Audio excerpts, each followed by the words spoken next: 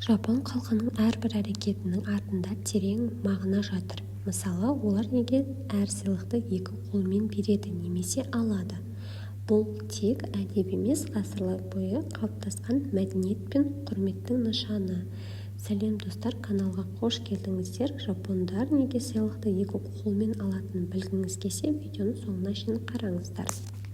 Жапонияда сыйлық беру тек материалдық нәрсе емес, бұл адамның көңілін, ниетін, алғысын білдірудің тәсілі.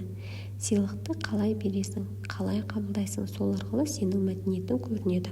Сондықтан жапондар бұл сәтке үлкен мән береді. Сыйлықты екі қолмен беру, мен сыйлықты шынайы ниетпен ұсынып тұрмын деген белгі. Жапонияда сыйлықты бір қолмен беру өте төреге қылық болып саналады.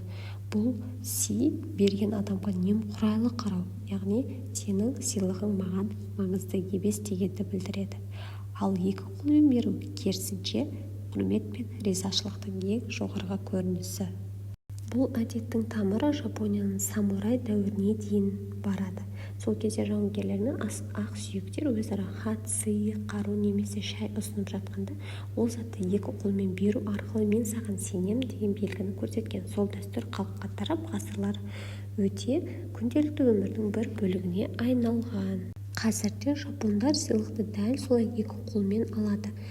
Компаниялар, мектептер, достар арасында барлығы осы әдепті сақтайды. Мысалы, жаңа жылда немесе туған күнде сыйлықты тек әдемі қорапта емес, құрметпен және сыпайылықпен тапсыру ең бастысы болып саналады.